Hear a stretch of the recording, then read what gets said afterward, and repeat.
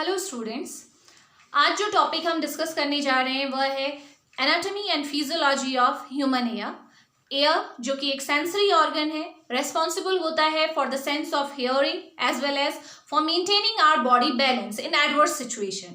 ठीक है, तो वैसे अगर बात करें तो बैलेंस को जो मेन आपका बॉडी का पार्ट जो रेगुलेट करता है वो कौन है? सेरिबेलम। ठीक है, जो कि एसेंशियल कंपोनेंट है ऑफ ब्रेन का एक पार्ट है। सेरिबेलम क्या करता है? कहीं ना कहीं आपके एयर के साथ मिलके आपकी बॉडी का कंप्लीट बैलेंस मेंटेन करके रखता है। तो फर्स्ट हम लोग डिस्कस करेंगे anatomy of human ear, then हम जाएंगे फिजियोलॉजी पे। तो स्टार्ट करते हैं विद द एनाटॉमी। देखिए, जो एयर है आपका वो डिफरेंट पार्ट्स में डिवाइडेड है। First is outer air, second middle air, third है इनर एयर।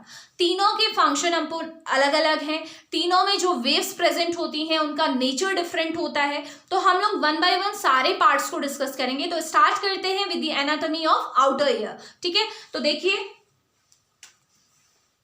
सबसे आउटर स्ट्रक्चर जो हमारे एयर का होता है वो क्या है? आपका पिना।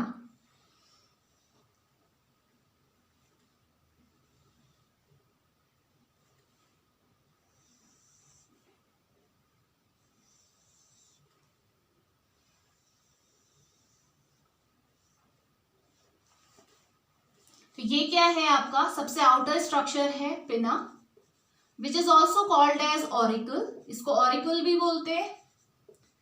ठीक है, ये नीचे से जो आपके एयर का सबसे नीचे वाला पार्ट होता है ये होते हैं आपके लोब्स, जिनको हम बोलते हैं बिकॉज ये लोब एयर के हैं तो इसलिए इसे बोलेंगे एयर लोब। ठीक है, तो फर्स्ट हम लोग इसी को डिस्कस कर लेते हैं। ठीक है, जो पिना है, जो ऑरिकल बाहर का जो हिस्सा आपका है एयर का, वो क्या होता है आपका? फर्स्ट कार्टिलेज का बना होता है। कार्टिलेज क्या है? It is a type of connective tissue. Second, जो पिना का फंक्शन होता है ये क्या होता है? ये साउंड वेव को कलेक्ट करता है। अगर मैं कुछ बोल रही हूँ और आपको सुनाई दे रहा है, इट मीन्स जो मेरी साउंड वेव है वो अगर आप तक पहुंच पा रही है तो आपके एयर का कौन सा पार्ट उन साउंड वेव को कलेक्ट कर रहा है? वो कौन सा है? पिना। तो पिना फर्स्ट कार्टिलेज का बना हुआ है जो कि कनेक्टिव टिश्यू हुआ, और सेकेंड इसका काम क्या है? साउंड वेव को कलेक्ट करना। Second part of external air, और हम आउटर एयर इसे बोल सकते हैं। ये सेकेंड पार्ट जो है, ये कैनाल आपको दिखाई दे रही है, इसे बोलते हैं auditory canal. Auditory canal which is also called as external auditory meatus. ठीक है, तो जो ऑडिटरी कैनाल है ये बेसिकली आपको ध्यान में रखना है कि जो ये ऑडिटरी कैनाल का 1/3 पार्ट होता है, अगर इसे 3 हिस्सों में आप डिवाइड करेंगे तो इसका जो 1/3 पोर्शन होता है वो कवर होता है बाय कार्टिलेज। ठीक है, कार्टिलेज से ही कवर होता है 1/3 जो पोर्शन होगा, और रिमेनिंग जो 2/3 पोर्शन है यानी कि जो मेजर हिस्सा है ये क्या रहेगा? It will be embedded in temporal lobe. ठीक है, टेम्पोरल लोब नहीं लिखेंगे, टेम्पोरल बोन। ठीक है, तो ये सबसे पहली स्पेशलिटी है इसकी कि जो इसका 1/3 अगर हम 3 हिस्सों में से डिवाइड करेंगे तो जो पहला हिस्सा है वो कार्टिलेज से कवर्ड रहेगा, बाहर से कार्टिलेज की कवरिंग रहेगी, बट बाकी के जो 2 पार्ट्स आपके बचे वो क्या है? टेम्पोरल बोन में एम्बेडेड है। ठीक है, तो ये आपकी इसकी फर्स्ट स्पेशलिटी है। सेकेंड, इसकी अगर आप लेंथ की बात करें तो लेंथ इसकी रहती है 1.25 इंच। ठीक है, ये इसकी लेंथ है, और इसका डायमीटर ठीक है जो रहेगा वो क्या है? 0.25 इंच। तो ये आपकी क्या है? इसकी मेजरमेंट हो गया। देन जो ऑडिटरी कैनाल होती है उसका क्या फंक्शन है वो भी बहुत इंपॉर्टेंट है। फर्स्ट फंक्शन क्या है कि जिस भी इंटेंसिटी की साउंड वेव यहां से आ रही है, आपके पिना ने जिस भी साउंड वेव को कलेक्ट किया है वो चाहे जिस भी इंटेंसिटी की हो, ऑडिटरी कैनाल का फंक्शन क्या होता है कि उस साउंड वेव की इंटेंसिटी को 3000 to 4000 हर्ट्ज के बीच की रेंज में सेट करना। ठीक है, हर्ट्ज सबको पता है। ठीक है, जो आपकी क्या है? फ्रीक्वेंसी की यूनिट है। तो इस फ्रीक्वेंसी में सेट करने का काम किसका है? ऑडिटरी कैनाल का है। First function. सेकेंड फंक्शन क्या है? जो ऑडिटरी कैनाल होती है इसमें आपका क्या होता है? फर्स्ट सेरुमेन प्रेजेंट होता है। सेरुमेन क्या होता है? एयर वैक्स जिसे बोलते हैं। और सेकेंड इसमें क्या होती है? आपकी हेयर सेल प्रेजेंट होती है। ठीक है, हेयर सेल बोलिए चाहे सिंपल हेयर बोलिए। तो सेरुमेन जो कि वैक्स है और जो हेयर है, इनका काम क्या होता है कि अगर बाहर से एनवायरमेंट से कोई भी फॉरेन पार्टिकल लाइक बैक्टीरिया हो सकता है, वायरस हो सकता है, इवन डस्ट पार्टिकल हो सकते हैं, अगर वो एयर में एंटर करने की कोशिश कर रहा है तो ये सेरुमिन और हेयर सेल्स, क्योंकि सेरुमिन क्या है, वैक्स है, स्टिकी रहेगा नेचर में, हेयर क्या होते हैं आपके मूवमेंट करते रहते हैं, तो ये दोनों ही क्या करते हैं, उन फॉरेन पार्टिकल्स को एयर में एंटर करने से रोकते हैं। पहला फंक्शन जो इससे रिलेटेड इंपॉर्टेंट है, ठीक है। और दूसरा क्या काम है इसका, दूसरा काम ये है कि आपका जो ऑडिटरी कैनाल है, ठीक है, ऑडिटरी कैनाल फर्स्ट ये क्या करता है, जो भी साउंड वेव यहां से अंदर एंटर कर रही है उसके टेम्परेचर को मेंटेन करेगा, टेम्परेचर, और दूसरा उसकी ह्यूमिडिटी को भी मेंटेन करेगा। टेम्परेचर और ह्यूमिडिटी को मेंटेन करने का काम किसने किया, ऑडिटरी कैनाल ने। तो तीन टोटल एट्रीब्यूट्स हैं, तीन फंक्शन है। फर्स्ट ये क्या करेगा, जो भी फ्रीक्वेंसी की साउंड वेव आ रही है उसे 3000 टू 4000 हर्ट्ज की रेंज में सेट करेगा। सेकेंड, ये किसी भी फॉरेन पार्टिकल से हमारे एयर को बचा के रखेगा, मिडिल एयर और स्पेशली इनर एयर। सेकेंड ये क्या, थर्ड सॉरी, ये टेम्परेचर और ह्यूमिडिटी को, जो भी साउंड वेव अंदर आ रही है, जो एयर अंदर आ रही है एनवायरमेंट से, उसके टेम्परेचर और उसकी ह्यूमिडिटी को मेंटेन करने का काम भी कौन करेगा, ऑडिटरी कैनाल करेगा। ये टेम्परेचर और ह्यूमिडिटी क्यों इंपॉर्टेंट है, क्योंकि इसके नेक्स्ट जो पार्ट आने वाला है, ऑडिटरी कैनाल जहाँ पे एंड होती है वहां पे एक मेम्ब्रेन प्रेजेंट होती है जिसको हम बोलते हैं, जो कि थर्ड पार्ट है आउटर एयर का, टिम्पैनिक मेम्ब्रेन, ठीक है। जो टिम्पैनिक मेम्ब्रेन की जो इलास्टिसिटी होती है उसके लिए टेम्परेचर और ह्यूमिडिटी का मेंटेन होना बहुत ज्यादा जरूरी है। अदरवाइज टिम्पैनिक मेम्ब्रेन अगर अपनी इलास्टिसिटी को लूज कर जाएगी तो कभी भी ये मेम्ब्रेन, जिसे हम एयर ड्रम भी बोलते हैं, ये फट सकता है और जिसकी वजह से क्या होगा, हेयर लॉस होगा, है ना, आप सुन नहीं सकते हैं। तो ये आपका क्या है, फंक्शन है, एट्रीब्यूट है ऑफ ऑडिटरी कैनाल, क्या फंक्शन ये करता है परफॉर्म। नेक्स्ट जो पार्ट अभी हमने यहाँ पे इंक्लूड कर लिया है वो क्या है आपका, टिम्पैनिक मेम्ब्रेन। टिम्पैनिक मेम्ब्रेन क्या है, एयर कैनाल जहां पे एंड होती है उस पोर्शन को ही हम क्या बोलते हैं, ये हमारी ऑडिटरी कैनाल थी, मैंने यहाँ से इरेज कर दिया है, तो ये आपकी क्या है, टिम्पैनिक मेम्ब्रेन है, ठीक है। टिम्पैनिक मेम्ब्रेन फर्स्ट इलास्टिक होती है, ठीक है, ये भी आपकी क्या होती है, इससे आगे का जितना भी स्ट्रक्चर है सारा आपका टेम्पोरल बोन में एम्बेडेड रहता है, टेम्पोरल बोन में ही रहेगा, ठीक है। केवल आपका पिना जो कि आउटर स्ट्रक्चर है, और ये ऑडिटरी कैनाल का 1/3 पोर्शन आपका कार्टिलेज से कवर्ड रहेगा, बाकी का सारा जितना आप डिस्कस करेंगे टेम्पोरल बोन से कवर्ड रहेगा, टेम्पोरल बोन में एम्बेडेड रहेगा। तो फर्स्ट थिंग जो टिम्पैनिक मेम्ब्रेन के बारे में आपको जान लेना इंपॉर्टेंट है, ये आपकी क्या होती है, ग्रे कलर की होती है, ठीक है, ग्रे कलर है इसका, ग्रे पिंक आप बोल सकते हैं, थोड़ा सा ग्रे और पिंक का मिक्सचर रहेगा। टिम्पैनिक मेम्ब्रेन का फंक्शन क्या होता है कि ये जो भी साउंड वेव आ रही है, क्योंकि जब आप सुनते हैं ना किसी चीज को तो वो कौन सी वेव्स आपके एयर में, पिना के थ्रू कौन सी वेव जाती है, आपकी साउंड वेव, यहां से यहां तक कौन सी वेव थी, यहां से लेके यहां तक जो गई टिम्पैनिक मेम्ब्रेन तक, वो कौन सी वेव थी, साउंड वेव, ठीक है। अब जैसे ही टिम्पैनिक मेम्ब्रेन में ये साउंड वेव स्ट्राइक करेंगे, क्योंकि मेम्ब्रेन है, ड्रम है, इसको आप क्या बोलते हैं, इसका ऑल्टरनेट नेम क्या है आपका, एयर ड्रम, जैसे हम सिंपल हिंदी में अगर बात करें तो कान का पर्दा जिसे बोलते हैं, है ना। हुआ क्या, देखो साउंड वेव आई, जैसे ही ये टिम्पैनिक मेम्ब्रेन पे स्ट्राइक की, ये साउंड वेव की वजह से क्या होगा, टिम्पैनिक मेम्ब्रेन में वाइब्रेशंस होंगे, ठीक है। इसीलिए मैंने बोला था इलास्टिसिटी इंपॉर्टेंट है, वाइब्रेशंस ये कॉज करता है। तो सिंपल ये है टिम्पैनिक मेम्ब्रेन का काम, क्योंकि इन्हीं वाइब्रेशन की वजह से नेक्स्ट जो भी आपका मिडिल ईयर में ऑल्टरेशन होने हैं वो होंगे, ठीक है। तो ये क्या है हमारा टिम्पैनिक मेम्ब्रेन। अब इसके बाद ये तो रहा हमारा आउटर एयर, यानी कि आउटर एयर में 3 कंपोनेंट आए, वन इज पिना, second one is auditory canal and the last portion is tympanic membrane, ठीक है। अब इसके बाद हम देखते हैं नेक्स्ट पोर्शन क्या आएगा, और एक बात ध्यान रखिएगा कि टिम्पैनिक मेम्ब्रेन में आपके जो होल्स प्रेजेंट होते हैं, हमें पता भी नहीं होता है, एक नॉर्मल एयर में भी टिम्पैनिक मेम्ब्रेन में होल प्रेजेंट होते हैं, जो छेद रहेंगे, बट इनकी स्पेशलिटी ये क्या होती है कि 1 वीक में वो रिपेयर भी हो जाते हैं, ठीक है। लेकिन इन सम केसेस वो रिपेयर की प्रोसेस नहीं हो पाती है, और उन्हीं केसेस में हमें सर्जिकल प्रोसीजर की जरूरत पड़ती है, ठीक है। अदरवाइज टिम्पैनिक मेम्ब्रेन में अगर होल हुआ भी है तो 1 वीक में वो खुद से क्या हो जाता है, आपका रिपेयर हो जाता है। ये इंपॉर्टेंट पॉइंट है अबाउट टिम्पैनिक मेम्ब्रेन, ठीक है। नेक्स्ट अब हम बात करेंगे, ये हो गई हमारी आउटर एयर से रिलेटेड, हमने पॉइंट्स डिस्कस कर लिए हैं। अब हम जो बात करने जा रहे हैं वो है अबाउट मिडिल एयर। यहां से आगे जो भी स्टार्ट होगा ये हमारी टिम्पैनिक मेम्ब्रेन है, मैं यहाँ पे इसे मेंशन कर देती हूँ टीएम, और ये क्या था आपका ऑडिटरी कैनाल एसी। ठीक है, अब देखिए इससे आगे टिम्पैनिक मेम्ब्रेन से आगे हमारा मिडिल एयर स्टार्ट होता है। फटाफट से इसकी हम एनाटॉमी ड्रॉ कर लेते हैं।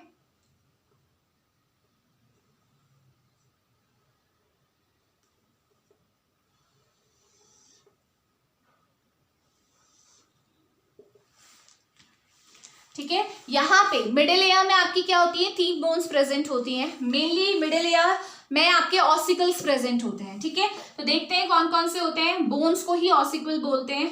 पहली बोन कौन सी है आपकी, पहली बोन जो रहेगी इस तरीके की स्ट्रक्चर की, ये क्या है आपकी,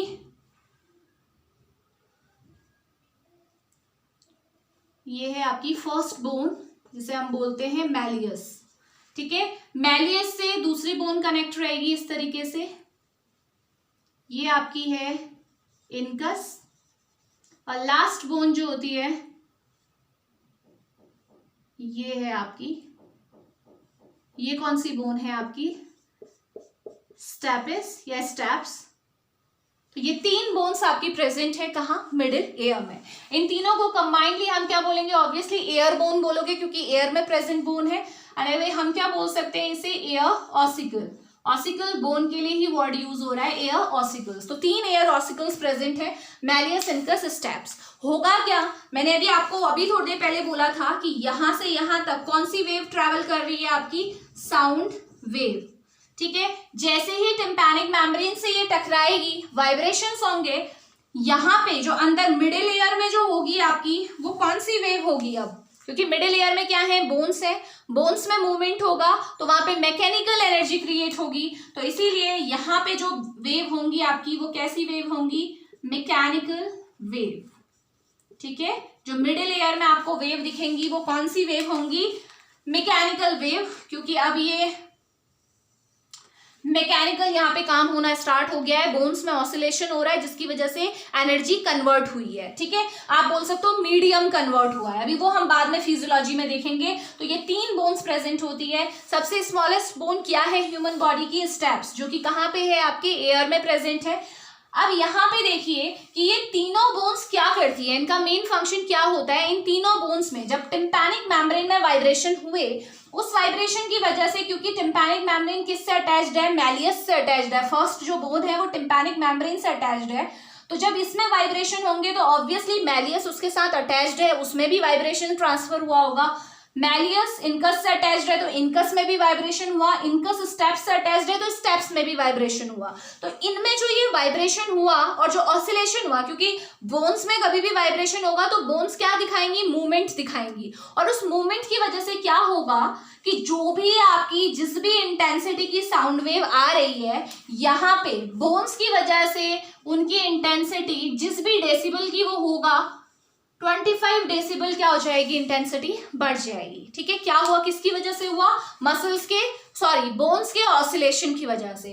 अब नेक्स्ट पॉइंट यहाँ पे क्या है कि apart from these air ossicles, यहाँ पे मसल्स भी प्रेजेंट होती हैं, बहुत टाइनी मसल्स प्रेजेंट होती हैं। उन मसल्स के पहले मैं नेम यहाँ पे आपको बता देती हूँ। One is stapedius and the second one is tensor tympani. ठीक है, ये 2 टाइप की मसल्स प्रेजेंट है, बहुत छोटी मसल्स होती हैं। दोनों की लोकेशन मैं आपको बता देती हूँ। स्टेपेडियस कहाँ पे होती है आपकी, स्टेप्स, और जो ये ओवल विंडो दिख रहा है जहां पे स्टेप्स कनेक्टेड है, स्टेप्स किसके साथ कनेक्टेड है, ये वाला जो पोर्शन है, ये जो ओवल विंडो है इसको बोलेंगे ओवल विंडो। ठीक है, तो जो स्टेप्स और ओवल विंडो को आपस में कनेक्ट कर रही है वो कौन सी मसल है, स्टेपेडियस मसल है। और ये टेंसर टिम्पैनी, टिम्पैनी मतलब टिम्पैनिक मेम्ब्रेन, यानी कि टिम्पैनिक मेम्ब्रेन और मैलियस को जो आपस में कनेक्ट कर रही है वो कौन सी है, टेंसर टिम्पैनी है। तो ये दोनों मसल्स का क्या काम काम होता है बेसिकली, अगर बहुत ज्यादा लाउड वॉइस आ रही है, ठीक है, बहुत ज्यादा आपको आवाज बहुत तेज इंटेंसिटी की आ रही है, तो ये मसल्स क्या करती हैं, कॉन्ट्रैक्ट कर जाती हैं। इन मसल के कॉन्ट्रैक्शन की वजह से जो भी इंटेंसिटी का साउंड वेव आ रही थी वो क्या हो जाएगी, उसकी इंटेंसिटी कम हो जाएगी। तो ये काम है आपका इन मसल्स का, जो कहाँ प्रेजेंट होती है, मिडिल एयर में प्रेजेंट होती है। तो आपको समझ में आ गया होगा कि मसल्स, अगर मैं मसल्स की बात करूं तो मसल्स क्या कर रही हैं, आपकी इंटेंसिटी को कम करने की कोशिश कर रही हैं अगर बहुत लाउड वॉइस है, और जो आपकी बोन्स हैं, जो आपकी ऑसिकल्स हैं, मैलियस इनकस स्टेप्स, ये क्या कर रही हैं, वाइब्रेशन की वजह से जो इनमें ऑसिलेशन हो रहा है, जो मूवमेंट हो रहा है, उसकी वजह से ये क्या कर रही है, जो भी इंटेंसिटी की साउंड वेव आ रही है उसको 25 डेसिबल बढ़ा दे रही है। ठीक है, तो ये था अबाउट मिडिल एयर। इसमें एक और चीज यहाँ पे आपकी रह रही है, वो ये है, जो आपको नीचे ये ट्यूब आती हुई दिख रही है ना, इस ट्यूब का नाम क्या है, मिडिल एयर का ही एक्सटेंशन है। इस ट्यूब को बोलते हैं हम यूस्टेकियन ट्यूब। ठीक है, यूस्टेकियन ट्यूब। अब ये यूस्टेकियन ट्यूब का क्या काम होता है, देखो फर्स्ट थिंग जो आपको याद होनी चाहिए वो ये है कि जो ये यूस्टेकियन ट्यूब आपको दिख रही है ये डायरेक्टली कनेक्टेड होती है विद नेजोफेरिंग्स। नेजोफेरिंग्स सबको पता है हमारा फेरिंग्स का पार्ट है। 3 टाइप के फेरिंग्स होते हैं, कौन कौन से, nasopharynx, oropharynx and laryngopharynx. Nasopharynx directly हमारी नेजल कैविटी से कनेक्टेड है, नोस्ट्रल से कनेक्टेड है। तो जो भी आपका यूस्टेकियन ट्यूब से कोई भी चीज नेजोफेरिंग्स के थ्रू हमारी बाहर आ सकती है ना, आउटर एनवायरनमेंट में आ सकती है। लेकिन इसका क्या यूज है ये समझ लो आप यहीं पे। देखिए जो प्रेशर है, ठीक है, आउटर जो एयर है और मिडिल एयर के बीच में प्रेशर का इक्विलिब्रेट होना जरूरी है, दोनों का एक इक्विलिब्रियम में होना जरूरी है। अगर कभी भी ऐसा हो कि इन दोनों के बीच में प्रेशर डिफरेंस हो रहा है, यानी कि मिडिल एयर में प्रेशर बहुत ज्यादा है, आउटर एयर में कम है, तो उसको बैलेंस करने के लिए ये यूस्टेकियन ट्यूब क्या करती है, जो भी प्रेशर है in the form of air उसे यहां से बाहर निकाल देगी। यूस्टेकियन ट्यूब क्योंकि नेजोफेरिंग से कनेक्टेड है, वो प्रेशर एयर के फॉर्म में जाएगा, नेजोफेरिंग्स के थ्रू बाहर निकल जाएगा नॉस्ट्रल से। क्लियर है? तो यूस्टेकियन ट्यूब का क्या काम है आपका, प्रेशर को इक्विलिब्रेट करने का between outer air and middle air. तो ये था यूस्टेकियन ट्यूब के बारे में। अब बात करते हैं जो कि लास्ट पार्ट आपका है एयर का, क्या है, इनर एयर। ठीक है, इनर एयर को थोड़ा सा डिस्कस कर लेते हैं। देखिए जहां पे ये ओवल विंडो एंड हो रही है, ये ओवल विंडो है जिससे स्टेप्स कनेक्टेड था, है ना, स्टेप्स जो लास्ट बोन थी वो ओवल विंडो से कनेक्टेड थी। यहीं पे आपका स्ट्रक्चर आता है जो हमें डिस्कस करना है।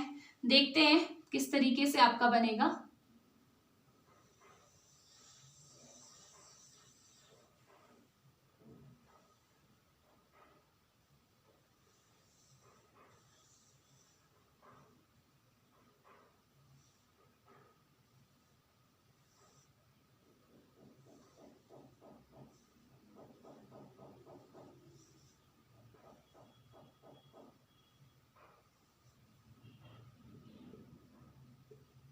चलिए, तो ये आपका क्या है, लास्ट पार्ट है जो कि इनर एयर का पार्ट है। देखें इसमें क्या क्या कंपोनेंट है। फर्स्ट जो आपको ये 3 कैनाल्स दिख रही हैं, इनको क्या बोलते हैं, सेमी सर्कुलर कैनाल। ठीक है, और ये कितनी होती हैं, 3 होती हैं, तो 3 इन नंबर मैंने मेंशन कर दिया है। नेक्स्ट पार्ट जो आपको सेमी सर्कुलर कैनाल के नीचे का जो पोर्शन आपको दिखाई दे रहा है, ये आपका क्या है, वेस्टिबुल। और ये जो आपको स्नेल लाइक स्ट्रक्चर दिखाई दे रहा है, ये वाला जो राउंड होके आपका स्नेल की तरह स्ट्रक्चर बना रहा है, ये क्या है आपका, कॉशलिया। ठीक है, इन तीनों को कंबाइंडली हम क्या बोल सकते हैं, इन तीनों को हम कंबाइंडली बोल सकते हैं, यहाँ पे मैं नेम मेंशन कर रही हूँ, ऐसे यहाँ पे भी आ जाएगा, लैबिरिंथ।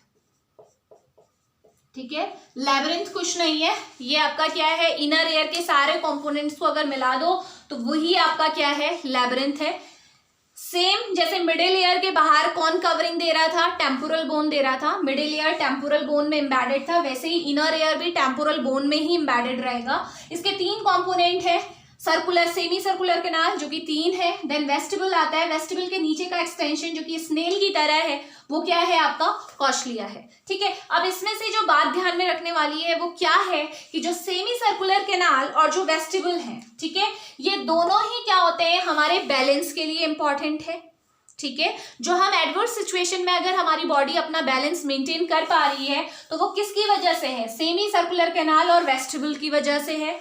जैसे मान लीजिए आप योगा करते हैं, योगा में अगर आपको हेड को नीचे करके सीधा ऊपर खड़ा हो जाना हो हेड के बल पे, तो क्या होगा वहां पे अगर अपने बैलेंस को अगर कोई मेंटेन कर पा रहा है तो इसका मतलब आपका जो वेस्टिबल है वो आपको सपोर्ट कर रहा है। वेस्टिबल जो होता है हमें बेसिकली प्रिपेयर करता है फॉर द लीनियर एक्सेलरेशन। जब आपका ग्रेविटेशन फोर्स नीचे की ओर लगती है, आपके हेड पे लगती है, तो उस टाइम पे अगर आप अपनी बॉडी को कंट्रोल कर पा रहे हैं, क्योंकि जब सर नीचे करके सीधे खड़े हो जाओगे तो क्या होगा, हेड पे क्या होगा, आपका ग्रेविटेशन फोर्स कैसी लग रही है, एक्सेलरेशन क्या है, नीचे की ओर है, तो उसकी वजह से क्या होगा आपका, अगर आप बैलेंस कर रहे हो तो वो कौन करवा रहा है आपसे, आपका वेस्टिबल इस चीज को मेक श्योर कर रहा है कि आपकी बॉडी बैलेंस्ड रहे।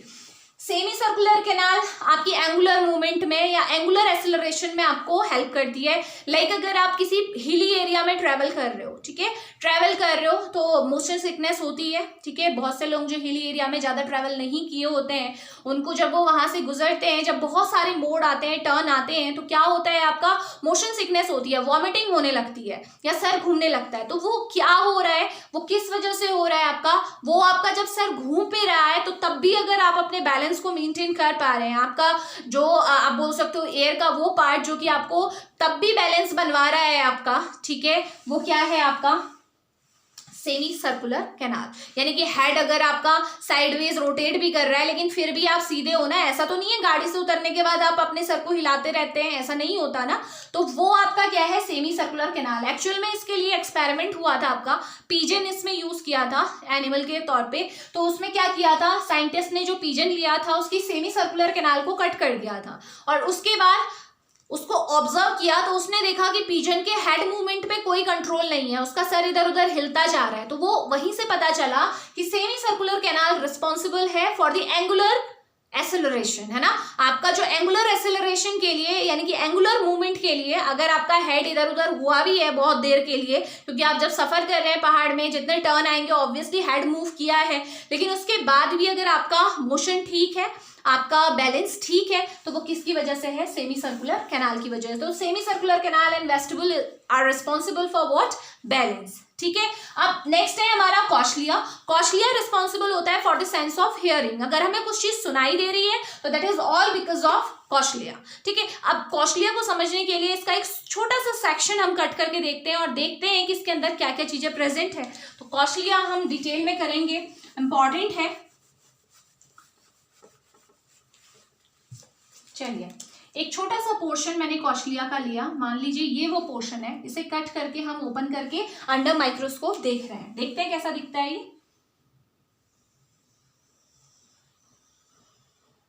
ये आपका वो पोर्शन है। ध्यान रखिएगा कि जो कॉशलिया होता है, अब उसका माइक्रोस्कोपिक स्टडी देख रहे हो तो इसमें 3 कंपार्टमेंट प्रेजेंट होते हैं। ठीक है, तो तीनों कंपार्टमेंट में पहले ड्रॉ कर देती हूँ कौन कौन से कंपार्टमेंट है। फर्स्ट कंपार्टमेंट रहा ये,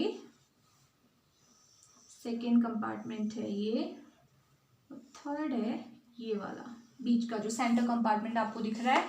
सेंटर कंपार्टमेंट अलग से फिर से डिवाइड होता है आपका इस तरीके से। ठीक है, पहले कंपार्टमेंट डिस्कस कर लेते हैं। सबसे बाहर सबसे पहला कंपार्टमेंट मैं नंबर दे देती हूँ, नंबर 1, नंबर 2 एंड नंबर 3। ठीक है, फर्स्ट कंपार्टमेंट का नाम क्या है, स्केला वेस्टिबुली। ठीक है, सेकेंड कंपार्टमेंट का क्या नाम है आपका, कॉशलियर डक्ट, ये आपका सेकेंड कंपार्टमेंट है। और थर्ड कंपार्टमेंट का नाम क्या है, स्केला टिम्पैनी। तो तो ये 3 कंपार्टमेंट हैं जो कॉशलिया में प्रेजेंट होते हैं अगर आप उसको माइक्रोस्कोपिकली देखेंगे।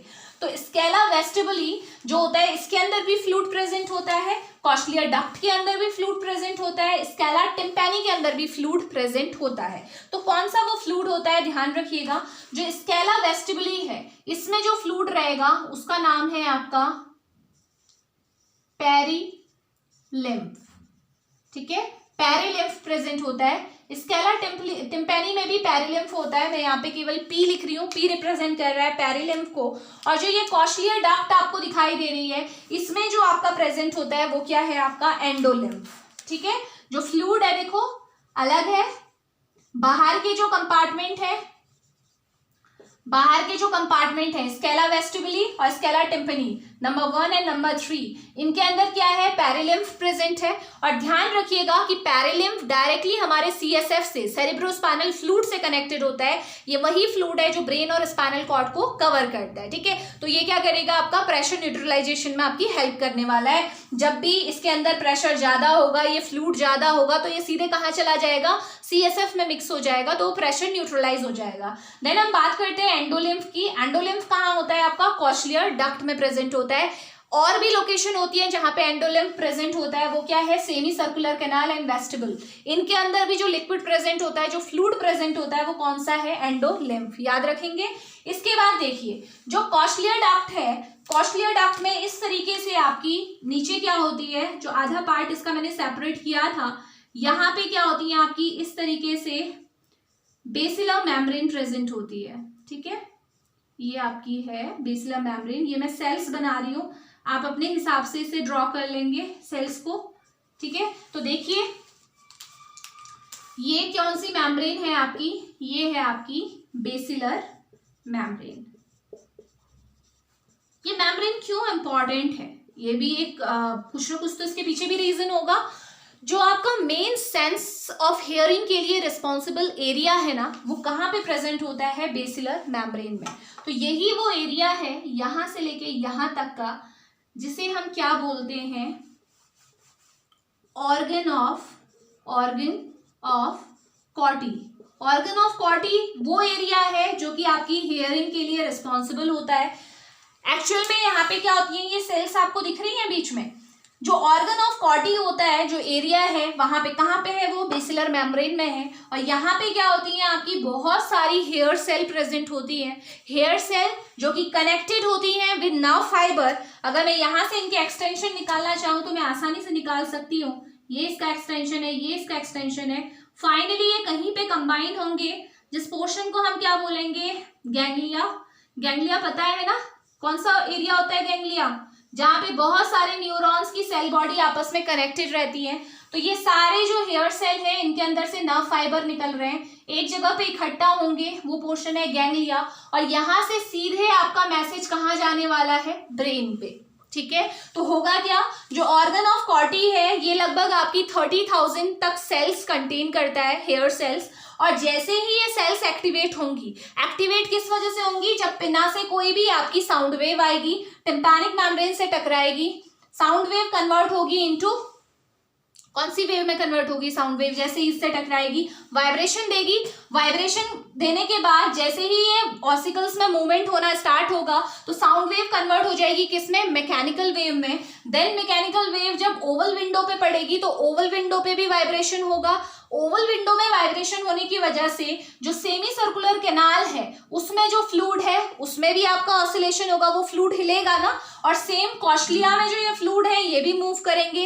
इन फ्लूइड्स के मूवमेंट की वजह से, ये फ्लूइड के मूवमेंट की वजह से ही जो सेल्स हैं जो कहाँ पे प्रेजेंट है आपकी ऑर्गन ऑफ कॉटी में प्रेजेंट जो सेल्स हैं वो एक्टिवेट हो जाएंगी। उन सेल के एक्टिवेशन से क्या होने वाला है, सीधे सीधे जो भी सेल्स हैं, क्योंकि इनके क्या होते हैं, इनसे न्यूरोनल एक्सटेंशन निकले होते हैं, वो न्यूरॉन्स एक जगह पे कंबाइन होंगे और वहां से एक सिंगुलर आपका मैसेज जाएगा, जो कौन सी नाव लेके जाएगी, कॉशलियर नाव। कौन सी नाव, कॉशलियर नाव। इन केस ऑफ कॉशलिया, अभी मैं बात कर रही हूँ कॉशलिया की, तो कौन सी नाव जाएगी, ये देखो ये जो नाव्स निकल रही है ना, यहाँ से मैं अलग से इसे ड्रॉ कर रही हूँ। यहीं पे फिजियोलॉजी पार्ट हमारा कंप्लीट होने जा रहा है क्योंकि इंपॉर्टेंट वही है। देखिए ये जो हेयर सेल्स हैं मैं इन्हें यहाँ पे बना रही हूँ आपका ओपन स्पेस में, ताकि आपको और अच्छे से क्लियर हो।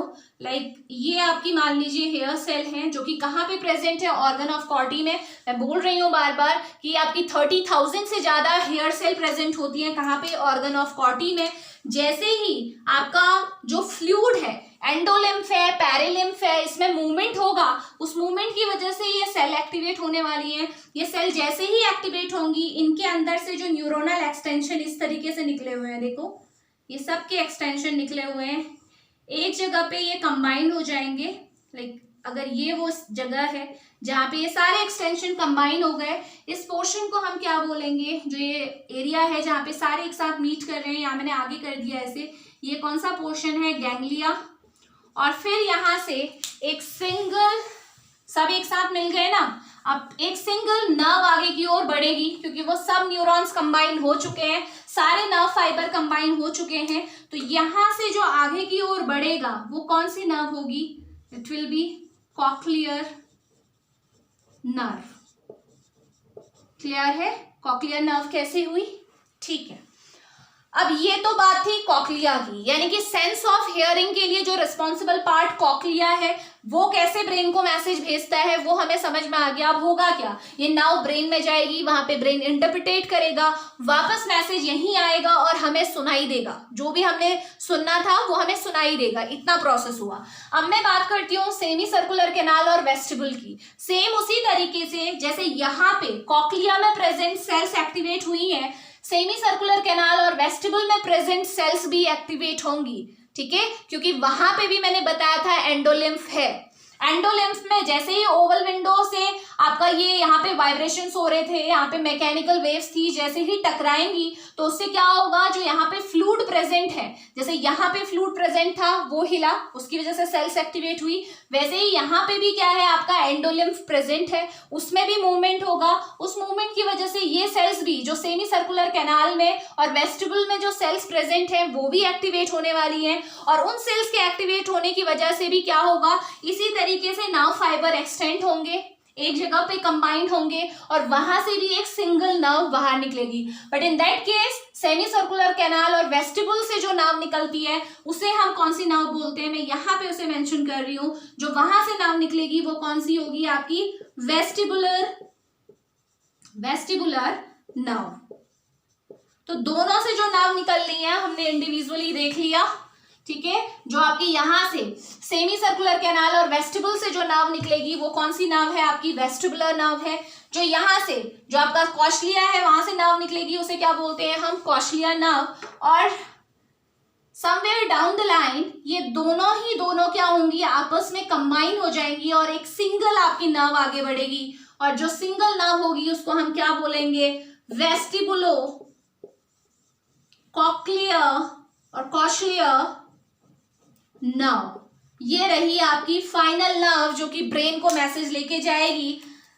कौन कौन सी नर्व कहां से निकली थी ये मैं आपको बता चुकी हूं। और यही कौन सी है, आपकी 8th क्रैनियल नर्व है। पूछा भी जाता है कौन सी क्रैनियल नर्व है जो कि सेंस ऑफ हियरिंग और बैलेंस के लिए रिस्पॉन्सिबल है, कौन सी है, वेस्टिबुलो-कॉक्लियर नर्व। वेस्टिबुलर नर्व आपकी वेस्टिबुल सेमी सर्कुलर कैनाल और वेस्टिबुल से जो न्यूरॉन्स आएंगे उनके फाइबर्स के कॉम्बिनेशन से बनेगी। और जो कॉशलिया नर्व है वो जो आपके कॉशलिया में जो सेल्स हैं उनके एक्टिवेशन के बाद उनके फाइबर्स कंबाइन होके जो नर्व बनाएंगे वो कौन सी है, कॉशलिया। दोनों जाते हुए एक जगह पे एक पॉइंट पे मीट करेंगी, उसके आगे एक सिंगल नर्व जाएगी जिसका नाम है वेस्टिबुलो-कॉक्लियर नर्व। अगेन जो कि 8th क्रैनियल नर्व है जो रिस्पॉन्सिबल होती है किसके लिए, आपको अगर कोई चीज सुनाई दे रही है तो यही नर्व उसके लिए रिस्पॉन्सिबल है। और अगर आप बैलेंस को मेंटेन कर पा रहे हैं तो वो इसी नर्व की वजह से है, क्योंकि यही नर्व है जो ब्रेन को मैसेज लेके जाएगी।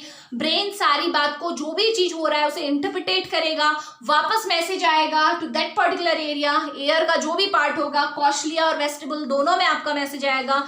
और तब जाके आपको कोई भी साउंड आप परसीव कर पाएंगे, आपको सुनाई देगा और आप अपने बैलेंस को मेंटेन कर पाएंगे। और एक बात हमेशा ध्यान रखिएगा, ज्यादातर जो हेयर लॉस होता है, जो हियरिंग लॉस होता है, आप किसी चीज को सुन नहीं पाते हैं, जो डीफनेस होती है वो जनरली किसकी वजह से होती है, ये इनर एयर में डैमेज होने की वजह से ही होती है। मिडिल एयर भी इन्वॉल्व होता है, बट सबसे ज्यादा जो इन्वॉल्वमेंट दिखाता है, जो सबसे ज्यादा हम कहते हैं कि जो पार्ट सबसे ज्यादा इन्वॉल्व है, वो कौन सा है? Inner air. क्योंकि हम जानते हैं कि इनर एयर के ही इंपॉर्टेंट पार्ट जहां पे हेयर सेल्स प्रेजेंट है, अगर ये सेल्स ना हो तो मैसेज आगे जाने का तो कोई मतलब ही नहीं बनता, पहला फंक्शन।